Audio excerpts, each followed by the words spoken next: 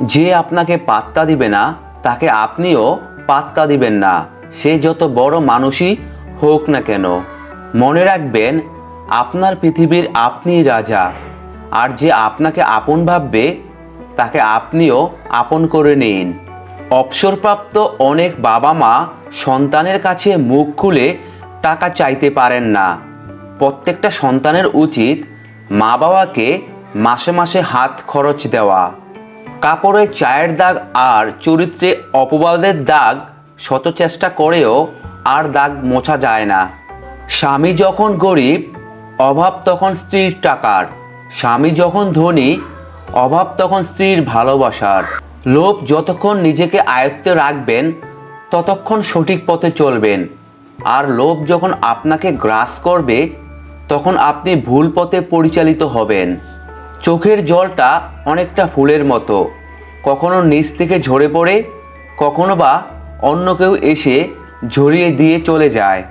যে ব্যক্তি পরিশ্রমের দ্বারা ধন সম্পত্তি অর্জন করে, যে ব্যক্তি বোঝে কষ্ট কী, কিন্তু যে ব্যক্তি বিনা পরিশ্রমে সব কিছু পেয়ে যায়, সে জানে না জীবনের বাস্তবতা কী। কাল কি হয়েছে তা ভুলে যান, কারণ প্রত্যেকটা নতুন দিনই আপনাকে নতুন করে শুরু করার সুযোগ দেয়।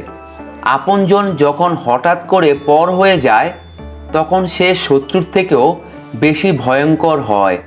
সবথেকে ধনী সম্পদ হলো জ্ঞান, সবথেকে শক্তিশালী অস্ত্র হলো ধৈর্য, শ্রেষ্ঠ নিরাপত্তা হলো বিশ্বাস, সবথেকে কার্যকরী টনিক হলো হাসি, এবং আশ্চর্যজনকভাবে এই সব কিছুই বিনামূল্যে পাওয়া যায়।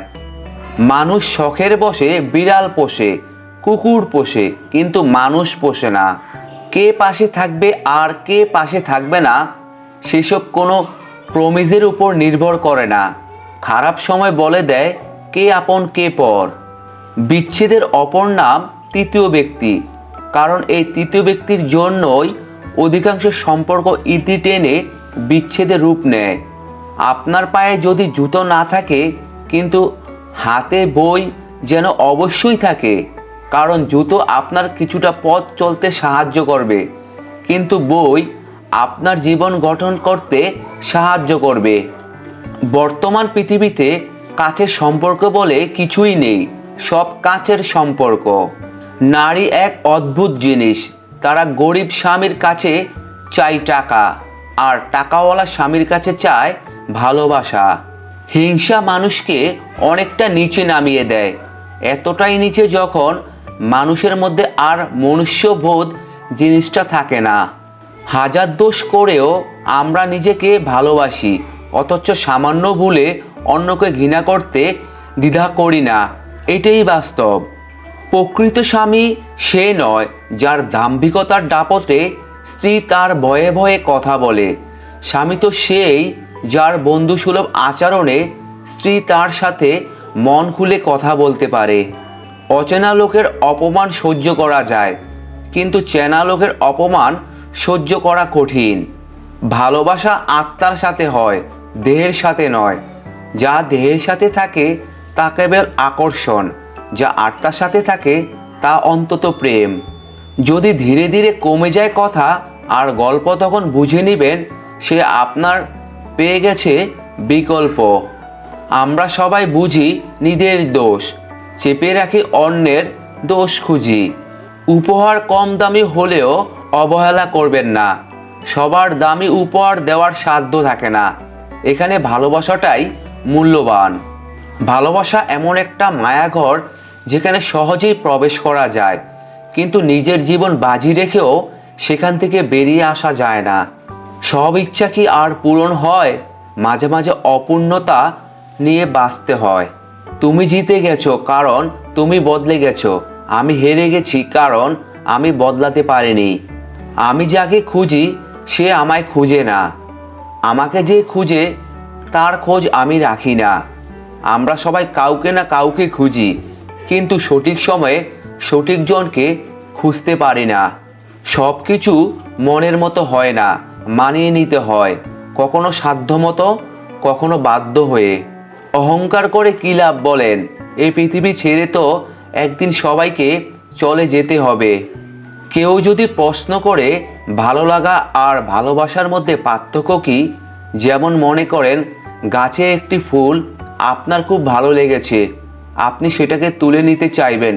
যদি আপনি ফুলটিকে ভালোবাসেন তাহলে সেটি তুলে নষ্ট করতে চাইবেন না। জীবনে যদি কাউকে বন্ধু বানাতে চান তাহলে এমন কাউকে বন্ধু বানান যে আয়না এবং ছায়ার মতো হয়, কারণ আয়না কখনো মিথ্যে বলে না আর ছায়া কখনো ছেড়ে যায় না।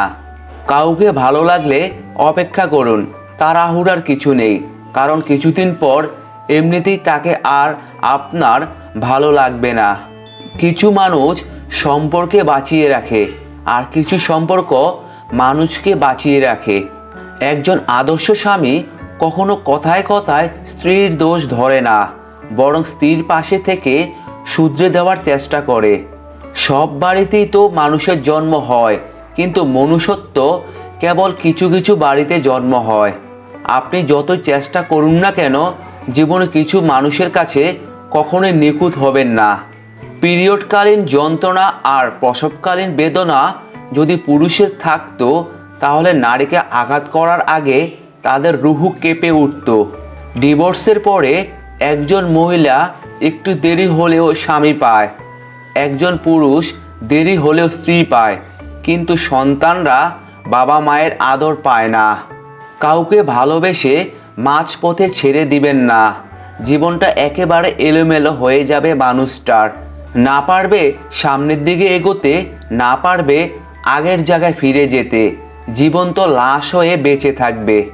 যদি কেউ আপনাকে সন্দেহ করে তাহলে দুঃখ পাবেন না। মনে রাখবেন, সবাই সোনা বা হীরাকে সন্দেহ করে, যেটাকে আসল কিনা, কিন্তু কেউ লোহাকে সন্দেহ করে না। শুধু সবজি দিয়ে যেমন পুরো রান্না হয় না, তার জন্য মশলাপাতি লাগে, সেরকম শুধু ভালোবাসা দিয়ে সম্পর্ক হয় না, তার সঙ্গে লাগে যত্ন ও বিশ্বাস। রাগ কমে যায় ভাগ করে নিলে, অভিমান চলে যায় ভালোবাসা দিলে, কষ্ট বেড়ে যায় বন্ধু ভুলে গেলে, হৃদয় ভেঙে যায় মনের মানুষকে আঘাত দিলে। তিনটি জিনিস ফিরে আসে না: সময়, কথা, সুযোগ। তিনটি জিনিস হারানো ঠিক না: শান্তি, আশা, সততা। তিনটে জিনিসে পতন হয়: অহংকার, মিথ্যা, হিংসা। তিনটা জিনিস খুব দামি: ভালোবাসা, আত্মবিশ্বাস, বন্ধুত্ব। নদীতে না নামলে যেমন জলের গভীরতা বোঝা যায় না, তেমনি মানুষের সাথে না মিললে মানুষের চরিত্র বোঝা যায় না। কাকে খোঁজেন? যে সুন্দর কাজ করে সাজে? মূর্খ আপনি, খুঁজুন তাকে যে আপনাকে সুন্দর করে বোঝে। এই সমাজে সবাই তুলসী পাতা, আমি একমাত্র নিম পাতা, তবে তেতো হলেও উপকার ছাড়া কারো ক্ষতি করি না। যার উপর বিশ্বাস থাকে না সে সত্যি বললেও মিথ্যা বলে মনে হয়, আর যার উপর একবার বিশ্বাস এসে যায় তার মিথ্যাগুলিও সত্যি লাগে। এটাই সবচেয়ে বড় ভুল। এই শহরে পূর্ণতা দেওয়ার মানুষ শূন্য, আর শূন্যতা দেওয়ার মানুষ অধিক। জীবনের অর্ধেক কেটে যায় সার্টিফিকেট অর্জন করতে, বাকি জীবন কেটে যায় সার্টিফিকেটের ফটোকপি করতে করতে। সত্য কথা, উচিত কথাই বলা এখনকার দিনে অপরাধ, কারণ মানুষ সত্যি জিনিসটা শুনতে চায় না, আর উচিত কথা তো সহ্য করতে পারে না। মৌমাছি আর প্রবাসীদের মধ্যে কোনো পার্থক্য নেই, কারণ উভয়ই কষ্ট করে অর্জন করে কিন্তু ভোগ করতে পারে না। গরিব থেকে ধনী হতে চাইলে স্ত্রীকে বলুন আপনার অবর্তমানে আপনার সম্পদ অন্য কাউকে না দিতে এবং বেশি বেশি সঞ্চয় করতে।